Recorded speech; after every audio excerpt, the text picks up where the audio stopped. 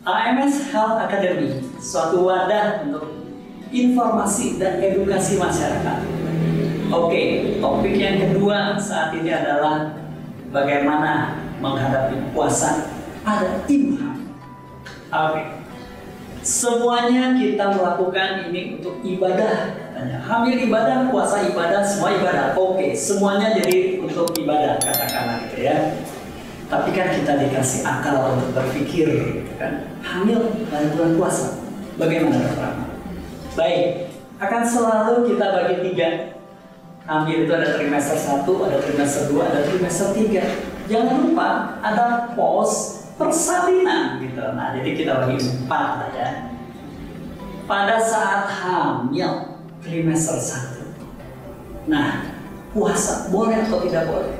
Bukan masalah boleh tidak boleh yang akan kita bahas di sini ya gitu. Tapi bagaimana hamil di bulan puasa pada trimester 1. Pada trimester 1 di mana hormonal akan meningkat luar biasa. Ini adalah bentuk dari reaksi tubuh terhadap masuknya 50% kontribusi dari sang bapak, dari sperma itu membentuk suatu konsepsi janin yang akan makin membesar. Ini perubahan hormon yang luar biasa pada masa kehamilan trimester 1.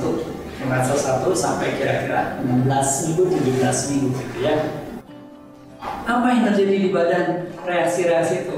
Mual, muntah, dan sebagainya. Sebenarnya itu satu reaksi yang normal. Jadi kalau saya sebagai dokter dapat pasien dengan keluhan, saya suka senyum aja. Ibu, kalau misalnya lagi hamil ada keluhan, ibu seneng gak? Tapi saya mual orang. Oke, kalau tiba-tiba keluhannya hilang, artinya tiba-tiba hamilnya jadi nggak berkembang. Bagaimana menurut ibu? Oh jangan dokter apa itu saya. Oke, saya lebih baik. Nah, oke, permasalahan-permasalahan ini harus bisa diatasi gitu ya. Apa yang harus dilakukan? Makan yang sering, minum yang sering, sedikit-sedikit tapi sering. Nah, bagaimana kalau lagi puasa? Oke, ibu yang menentukan. Ibu mau seperti apa? Terserah. Kalau memang ibu sanggup melakukan puasa, ya silakan puasa. Tapi kalau memang tidak puasa, kan ada jalan keluarnya semuanya. Katakanlah bayar fidyah dan segala. Indikatornya apa yang harus diperhatikan pada trimester 1? Tentunya asam lambung yang naik, kerasa mual, begah dan segala macam. Yang kedua, urinnya, pipisnya harus tetap jernih. Nggak boleh jadi pekat. Ya itu, kalau sedikit oke, itu tanda-tanda kekurangan cairan. Dan itu harus diatasi. Nah, ini yang kita sama-sama diskusikan gitu ya. Jangan lupa, di badan kita ada badan yang lain. Ada satu jiwa, ada jiwa yang kedua. Dua-duanya punya hak. Ibunya punya hak, anaknya juga punya hak. Jangan lupa, jangan egois. Ini kita pertimbangkan kedua-duanya. Oke, sekarang trimester kedua.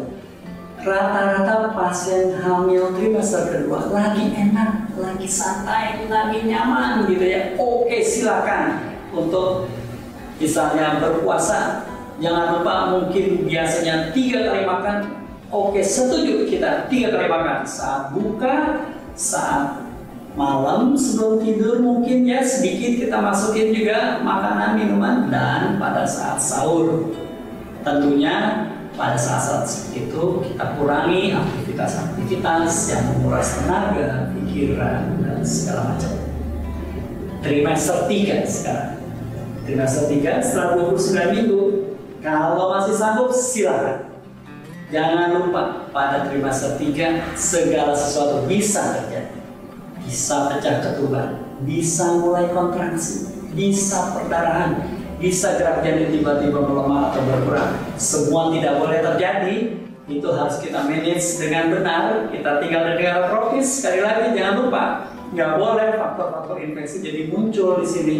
Ingat, komplikasi di kita masih banyak. Salinan, ada perdarahan, ada hipertensi preeklamsia, ada ketuban pecah, ada prematur, itu kita masih tinggi. Semuanya harus di manage yang betul. Tapi kalau menurut saya, kalau sampai trimester 3 yang udah di atas 38 minggu, maka pertimbangkan baik-baik untuk sampai puasa seperti itu. Tidak ada kata dosa, ada tidak ada segala macam. Kita ibadah semua, dan Tuhan memberikan jalan keluarnya yang banyak yang bisa kita lakukan untuk menghadapi ini. Kalau persalinan tentunya nggak puasa gitu ya. Tapi pasca persalinan, hari ke-1, hari kedua, hari ketiga boleh nggak puasa. Jangan lupa ibu-ibu saat itu sedang menyusui, kita masuk masa menyusui gitu ya. Nah itu juga harus diperhatikan. Sekali lagi jangan egois. Kita sebagai ibunya ada anak yang memerlukan ASI itu. Semua kita urus, kita siasati, kita perbaiki, kita terus menerus untuk mempersiapkan hamil sehat, lahir sehat, ibunya sehat, anaknya sehat.